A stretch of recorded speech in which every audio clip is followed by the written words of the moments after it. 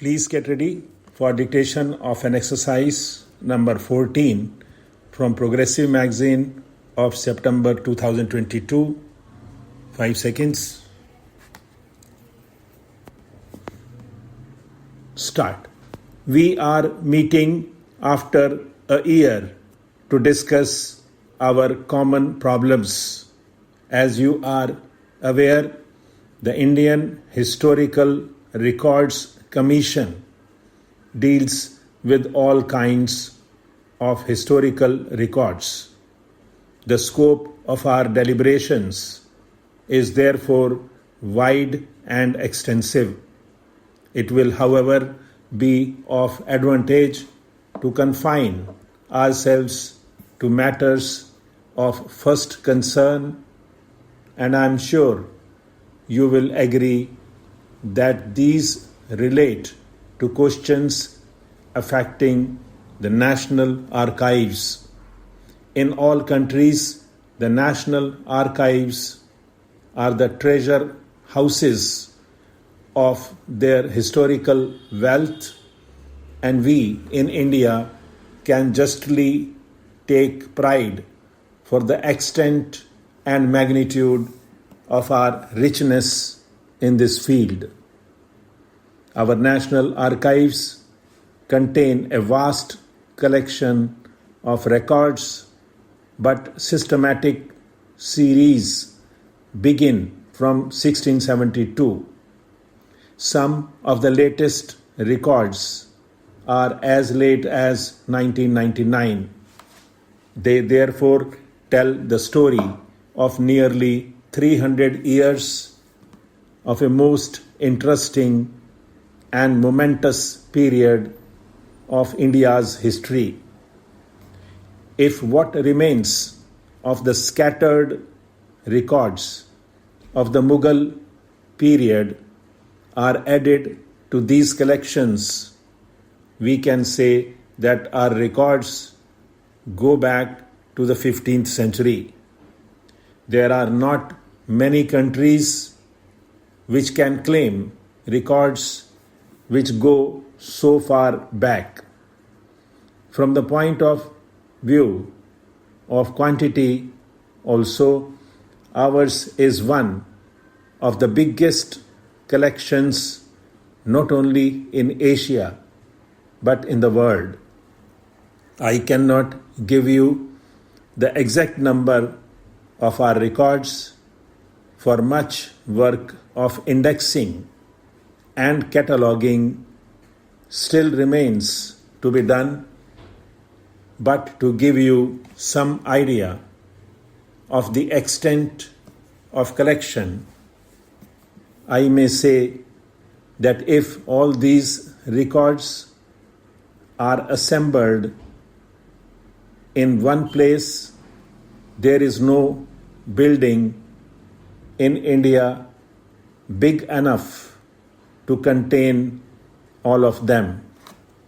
It is hardly necessary for me to stress before the present audience the importance of national records. Such records are the basis of history and can alone give authenticity to our knowledge of the past. When we read of the past, we are often troubled by the fact that our knowledge is neither complete nor adequate. Contemporary historians hardly ever leave accounts which satisfy succeeding generations, and in fact, they are often not in a position to judge what should be recorded and what left out.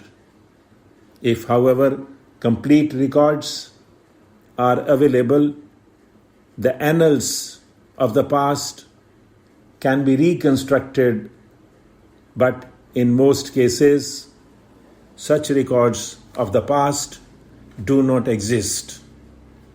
we know that during the Mughal period, India had the instruments of civilized law.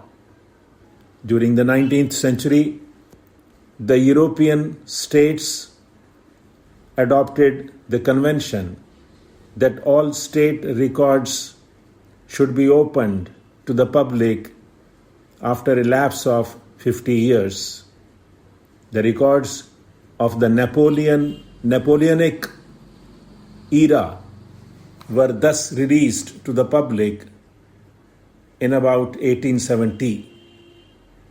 The Napoleonic era was a period of great progress in different fields, and it was described contemporaneously by many well-known historians.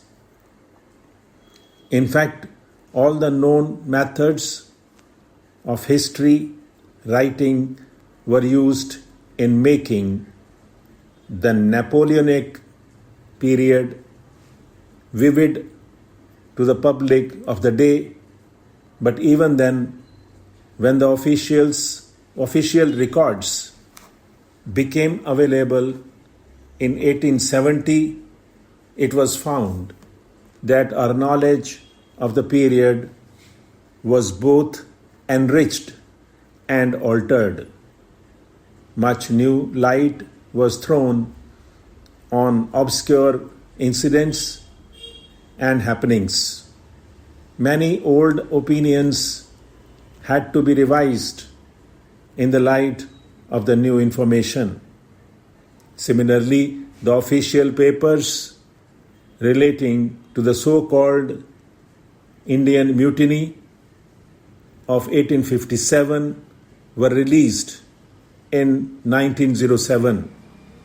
The Government of India published a 3-volume history of the mutiny based on these records. It is true that this book was written from the British point of view and did not therefore do full justice to the Indian participants.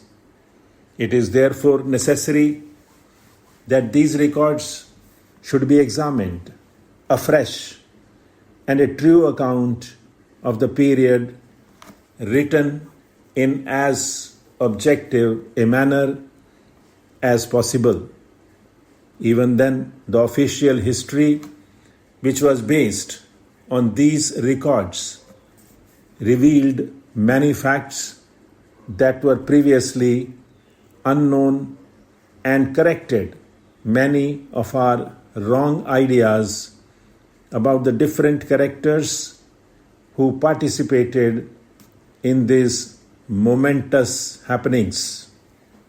These two examples show how essential records are for a true interpretation of history.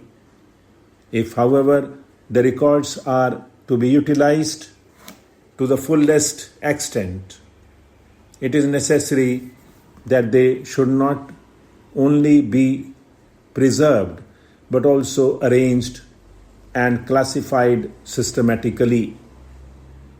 There must also be sufficient number of scholars with the necessary knowledge and scientific attitude to take full advantage of the information contained in them. In our national archives, we have an immense storehouse of such records, but two things have stood in the way of our utilizing them fully. One, we have not been able to make arrangements for all the records to be kept in one place. And two, we have not been able to appoint the staff necessary for the completion of the work of classification and indexing of the available records. In 1998, I had intended that the Government of India should undertake this task at an early date, and accordingly, a scheme was drawn up for the improvement of the tempo and the quality of the work later. Stop.